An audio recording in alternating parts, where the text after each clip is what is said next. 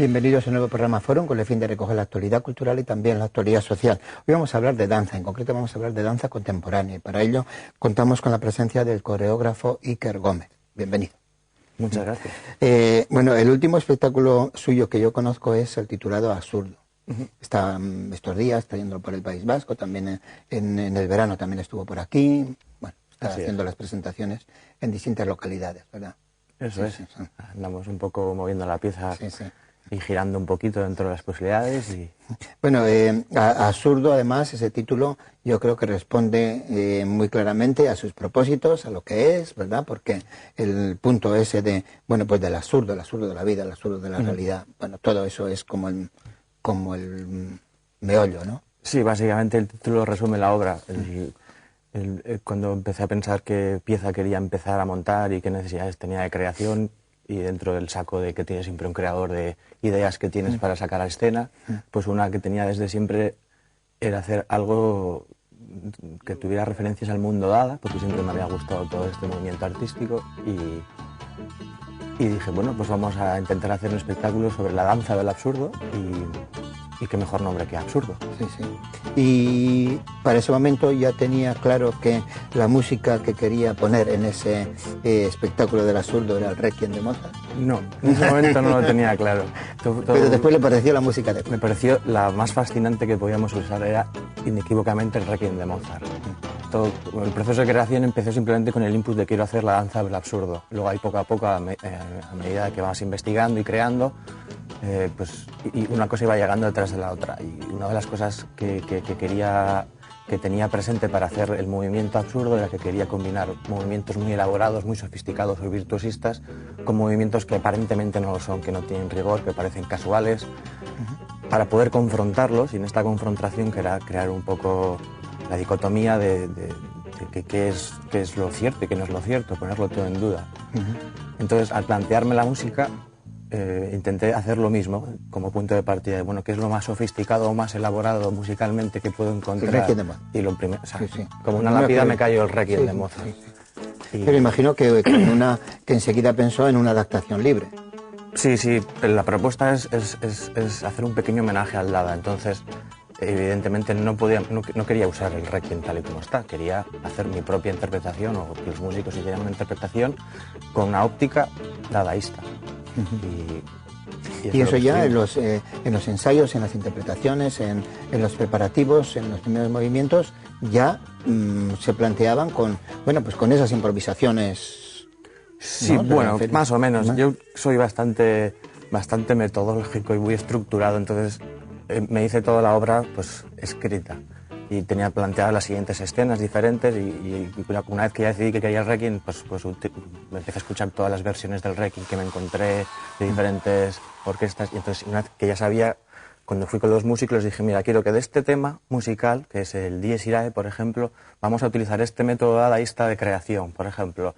Vamos a coger todos los compases, los vamos a recortar, los metemos en una bolsa y por azar los sacamos y en ese orden los ponemos. Y lo que salga, sale. Y en ese momento los músicos se asustaron. Los músicos me odiaron durante semanas, pero al principio, cuando contacté con ellos, que yo ya había hecho pequeñas colaboraciones anteriormente con ellos, pero esta era la primera vez que les decía, quiero que salgáis a escena, porque quiero también que la música esté en directo. Entonces les planteé, pues mira, el Requiem les pareció muy interesante, me dijeron, a ver, Iker, somos 3 músicos, el Requiem necesita una infraestructura. Digo, no, pero esto es lo que me interesa. Con 3 músicos, instrumentos muy sencillos o incluso instrumentos nuevos que nos inventemos para cuestionar con qué se hace música. La música se puede hacer con instrumentos o se puede hacer con cosas que aparentemente no son instrumentos, pero podemos llegar a hacer música. Todas estas cosas que me servían de punto de partida a la creación. Y claro, les dije, mira, vamos a hacer este tema y además para este tema esto y esto todo muy estructurado y además quiero que salgáis a escena y nada, vais a hacer 4 cositas, vais a mover un objeto, estar un poco ahí presentes en la obra y al final poco a poco, pues sin que se dieran cuenta, con cucharita, al final se fueron ya adaptando. Y hacen, pues además de músicos, pues hacer una labor de interpretación, incluso conseguí que hicieran pequeñas coreografías y cosas así un poco. Pero sí. También interviene, digamos, bueno, se utiliza el vídeo también, ¿verdad? Sí, eso es. Sí. Porque eso sí que es un elemento en el que usted pone mucho cuidado, se identifica también como videocreador, ¿no? Sí, Entonces, de esa manera. Todo mi trabajo de creación siempre ha ido muy vinculado al vídeo, pues por casualidad. En una época en la que trabajaba en un teatro, en el Teatro Nacional de Suiza, pues tuve una lesión y estuve pues, unos meses de baja, al 60%, entonces claro, podía ensayar, podía estar en el teatro, pero no podía bailar. Entonces, pues siempre he sido muy inquieto, pues decidí, pues voy a hacer un videodanza, que siempre me han gustado los videodanzas y pues vamos a ver lo que es. Así pues, pues ya que estoy aquí, pues por no perder el tiempo en mi vida.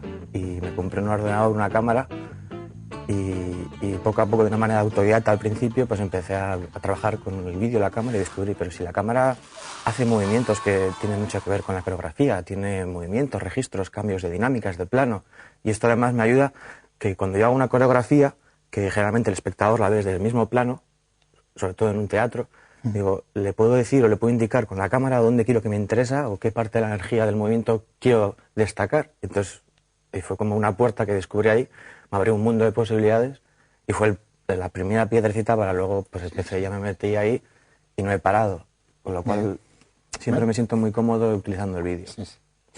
Hablemos de otro espectáculo que también la tiene en este momento en gira, como es La Danza del Cisne. También, ¿no? Sí, La Danza del Cisne. Muy diferente. Muy diferente, muy diferente. Tiene en común que también se utiliza vídeo, música en directo, también es una versión de una pieza clásica, en este caso es de Tchaikovsky. Lo que pasa que es de un formato mucho más pequeño, solamente hay 2 intérpretes en escena. Uno de ellos soy yo y luego la músico violonchelista que... Y le acompaña le acompaña con la música y también con los movimientos. También hay partes donde la violinista tiene, al final, también igual que con los músicos que colaboran en Absurdo, pues le dije, nada, tú solo quiero que toques en escena en directo, y poco a poco al final iba vinculando más, y ahora hay escenas en las que ella, además de tocar el violín, baila en directo toda la vez. O hemos conseguido hacer imágenes donde le obligo a tocar el violín boca abajo, o cosas un poco más, dándole un poco la vuelta dependiendo del concepto de la obra. Porque la música es el lago de los cisnes. La música es el lago de los cisnes. Digo, la básica, ¿no? La básica. Sí. La obra es un homenaje al lago de los cisnes, entonces la idea era hacer un ballet en miniatura, cómo hacer toda una obra de repertorio clásico como es el lago de los cisnes, que es... Bueno, las imágenes que estamos viendo son las que corresponden, ¿no? Mira, por ejemplo, esa es una de las partes donde ella tiene que estar constantemente tocando el violín. A pesar de las jugarretas que usted le hace. A pesar de todas las cosas que en escena van sucediendo. Y bueno, ahí pueden ver pues, un poco los elementos. Sí, sí. Un trabajo muy físico, se ve, ¿no? Muy físico, sí. Ahí aposté, el intérprete principal es un cisne, y entonces cuando empecé a investigar, pues como es un animal cisne, que siempre tenía el concepto que era muy etéreo y muy así, descubrí que es un animal muy físico, que tiene una fuerza impresionante. También hemos visto que también se habla, ¿no? Sí, quise involucrar también que gran parte de la obra tuviera un peso actoral y entonces vinculé el texto, que en algunas creaciones lo suelo utilizar. Incluso, bueno, ese es el vídeo que se proyecta. Eso es uno de los vídeos que salen en la obra, que ella representa la belleza del cisne, del movimiento del cisne, que es una bailarina con la que suelo trabajar. Y luego en el nivel del vídeo, lo que estuve trabajando era una construcción del vídeo escénico, como al no tener todo un cuerpo de baile, los cisnes son de papel, pequeños cisnes de papel, pero que poco a poco, a medida que va evolucionando la obra, se van haciendo más grandes, porque los papeles son más grandes, y los propios cisnes de papel al final se convierten en los fragmentos de las pantallas en los cuales luego se proyectan los vídeos. De tal manera que poco a poco el espacio escénico empieza vacío y poco a poco este individuo va generándote una especie de magia que al final...